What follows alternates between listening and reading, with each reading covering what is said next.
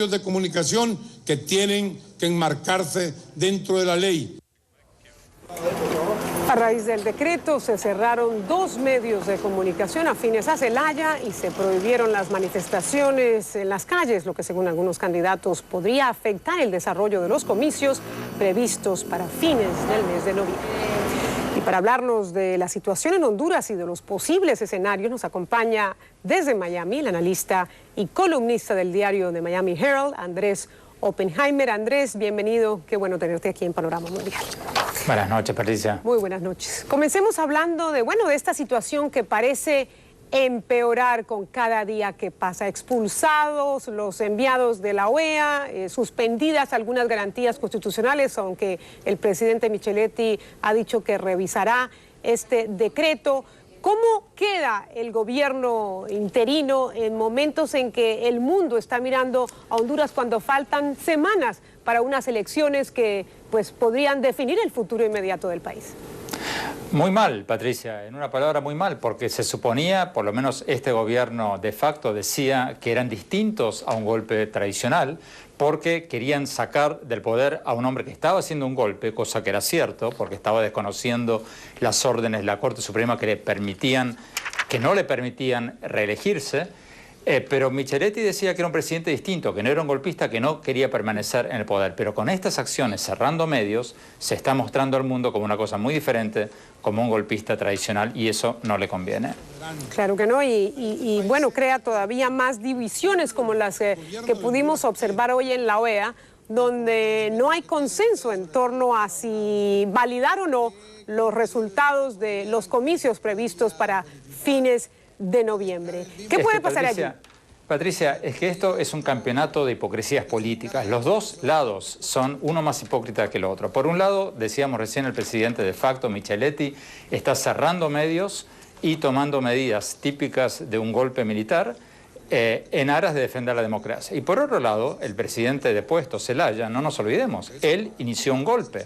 Él desconoció la orden de la Corte Suprema que le prohibía ir adelante con ese plebiscito para reelegirse. Entonces, esto es un poco un problema de fondo, Patricia, que estamos viendo en toda América Latina. Presidentes, candidatos a presidentes o presidentes en ejercicio, que van a una campaña electoral disfrazados de corderitos, diciendo que quieren democracia, que quieren luchar contra la corrupción, y que apenas ingresan en el poder, lo primero que hacen es centrar todos sus esfuerzos no en combatir la corrupción, no en combatir la inequidad, sino en reelegirse y en acumular más poderes.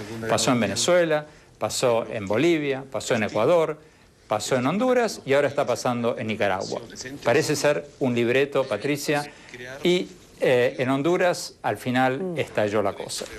Bueno, y puede estallar aún más, Andrés, si es que Brasil se sale con la suya y dice que este problema, esta crisis ya superó la capacidad de la OEA y que debe llevarse la crisis hasta la ONU. Hay quienes dicen que Brasil estaría proponiendo el ingreso de una fuerza de paz al estilo Haití, cuando el depuesto presidente... Efectivamente, Patricia, y Brasil no se salva del campeonato de hipocresía, Patricia, porque Brasil dice ser el campeón de la no intervención y tienen un presidente depuesto en su embajada incitando a una insurrección popular.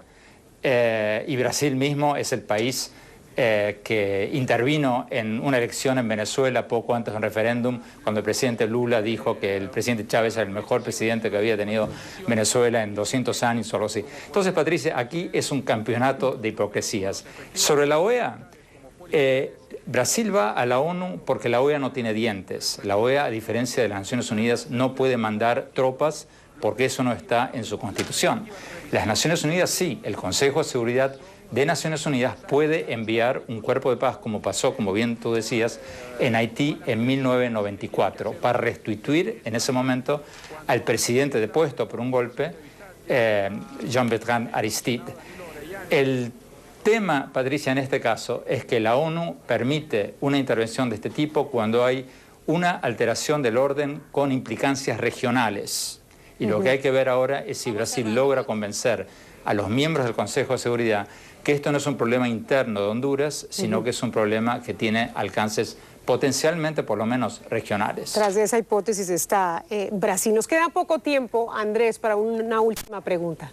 ¿Cuáles son tus teorías? ¿Qué puede pasar aquí? ¿Cuáles son los escenarios? ¿Cómo se podría desencadenar esta crisis? ¿Cómo se podría resolver o cómo podría empeorarse?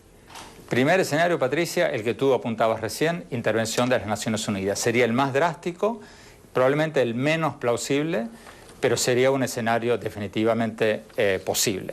El segundo escenario sería que se realicen las elecciones del 29 de noviembre y la cosa pase al olvido y se termine reconociendo tácitamente el nuevo gobierno, cosa que parece cada vez más difícil. Quienes apoyan esta teoría dicen que todas las democracias actuales nacieron de elecciones convocadas por dictaduras, cosa que es cierta, pero eran otros tiempos.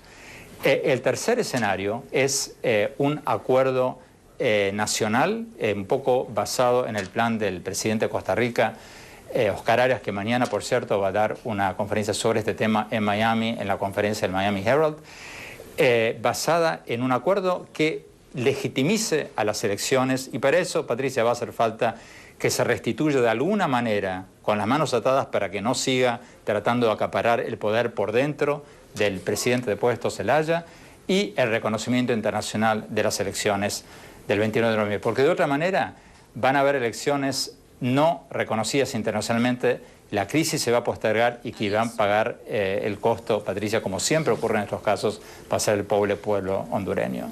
Pues aquí estaremos hablando de Honduras y de su crisis por algunas semanas más. Gracias, Andrés, por acompañarnos. Gracias, Patricia. Muy buenas noches, Andrés Oppenheimer, analista y columnista del Miami Herald. En breve, decenas de universitarios venezolanos dejan de comer.